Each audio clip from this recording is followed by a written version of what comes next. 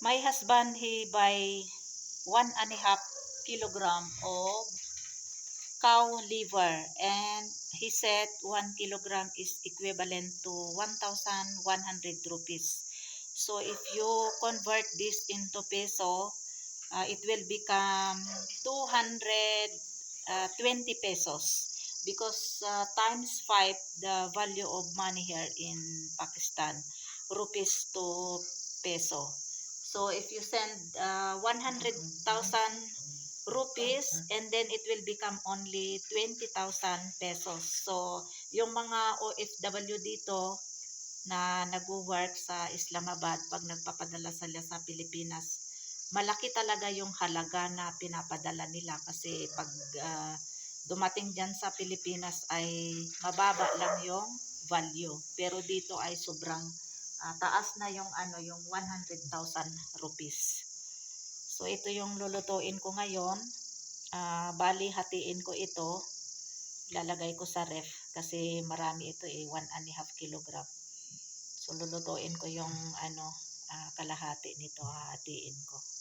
So bali slice ko muna ito, then huhugasan, and then luluto ako ng itong cow liver curry. Gagawin kong cow Pakistani version, kasi yan naman ang nila dito. Pero konti lang yung yung spicy na ilalagay ko, masala like yung oil.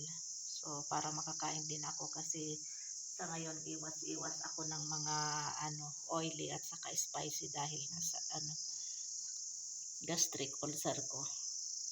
So ito i-prepare ko na para maluto ko na for our dinner. Kaya lang lulutuin ko na ngayon kasi magto 2 PM na. Meron naman akong laluto kahapon, kagabi, for our dinner na gulay. Saka yung sa akin ay yung pinakbet o kaya dinengdeng. So i-prepare ko na lang ngayon kasi free naman ako, kaya wala naman akong gagawin na, kasi nakalaban na din ako. So lulutuin ko na lang ngayon para free na ako mamaya. Ayan ang dami. Kasi pumunta si Lakay doon sa hindi sa city, dito lang sa may college ba place. Kasi yung friend niya tumawag na magkita sila. So merong available na na meat o kaya itong cow liver. Kaya bumili na din siya. Kasi Thursday ngayon. Thursday and Friday available ang ang pagkatay ng cow o kaya kambing o kaya buffalo.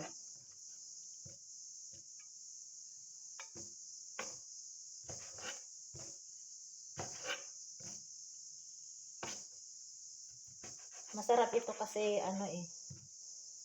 tawag diyan. Sabi niya kakakatay lang, at saka bata pa itong itong cow na kinatay.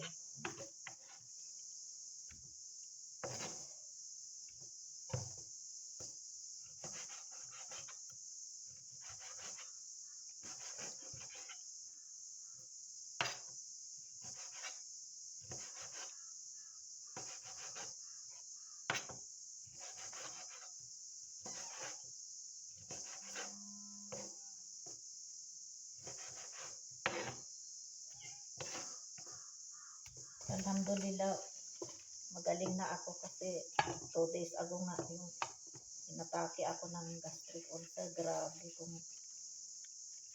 naatakahin ako. Ilang oras akong nagtitiis sa sakit. almost 17 hours yung aking tiniis. Tapos hindi ka talaga makakain, tapos hindi ka makatrabaho talaga. Ngayon, okay na ako, alhamdulillah. Yun, nakalaban na din ako.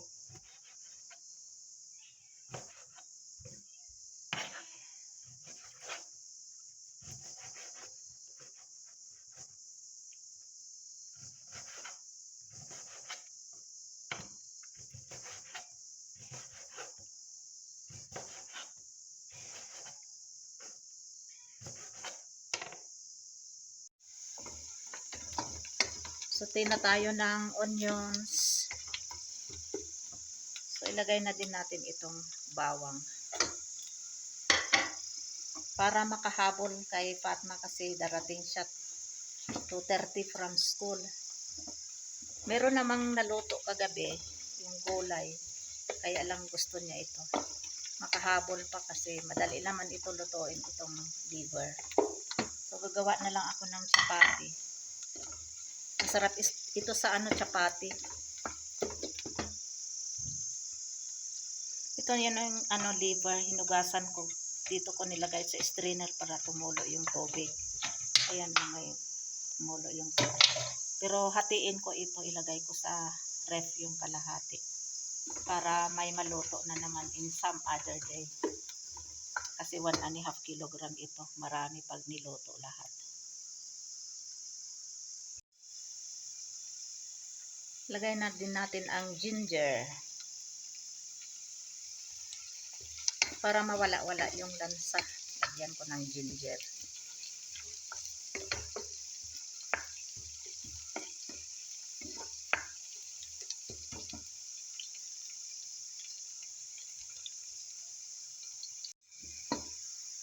Now we can put now this turmeric powder, chili powder. Later on ko na lang ilagay yung salt. Pagpaluto na ang liver. And then to be followed by cherry tomatoes or any kind of tomatoes you have and green chili.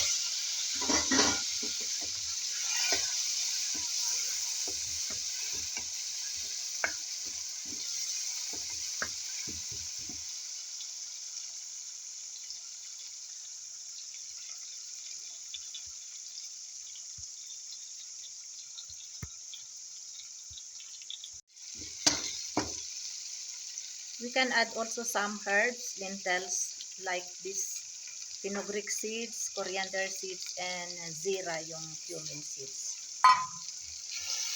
Para may aroma.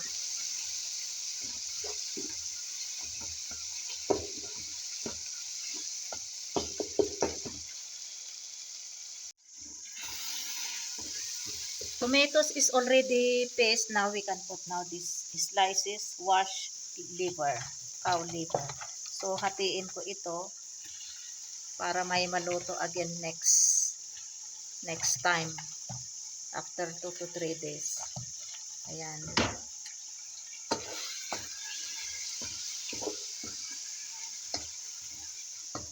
Tama na ba? Ayan. Tama na ito. Ayan. So, next naman ito.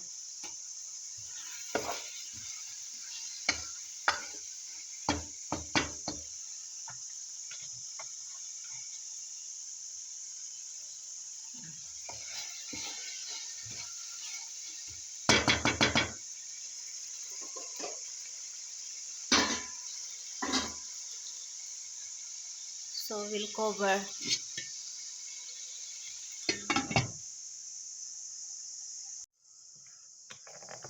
I will make also chapati now because Fatma is coming. Sana makahabol yung yung cow liver. Pero inshallah makahabol. Kasi 10 or 15 minutes more darating na si Fatma. Masarap ito sa chapati. Meron namang rice yung binigay sa taas, yung kapitbahay namin relatives. Kaya lang gusto niya ng chapati. So gawa na lang ako ng chapati.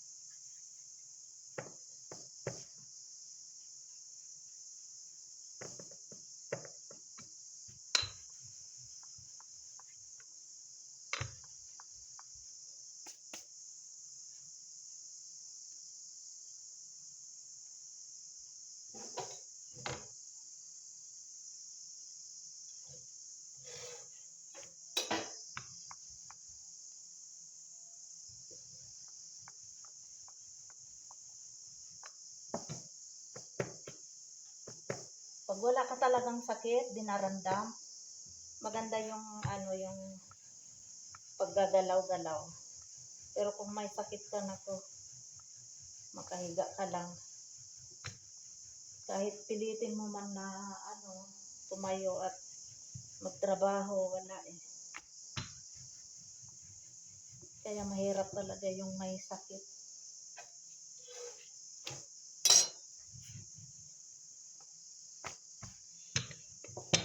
Kaya maganda talaga yung may anak ka din na babae para in case man na may mangyari sa iyo, lalo na ngayon pag may sakit, siya yung reliever, siya yung mag-take over.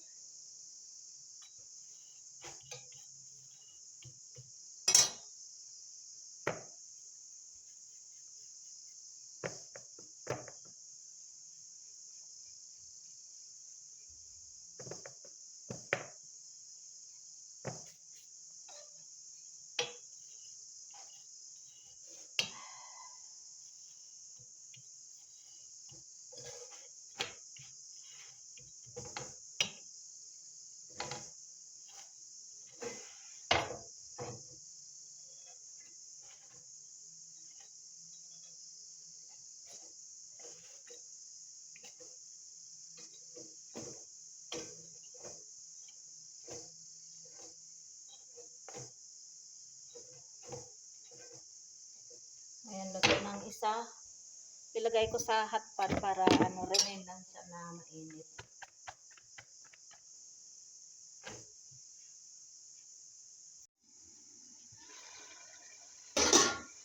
Luto na ang aking cow liver. So, lagyan natin ng toppings na coriander leaves. Silangga nag-hyper na naman. Ayan, luto na.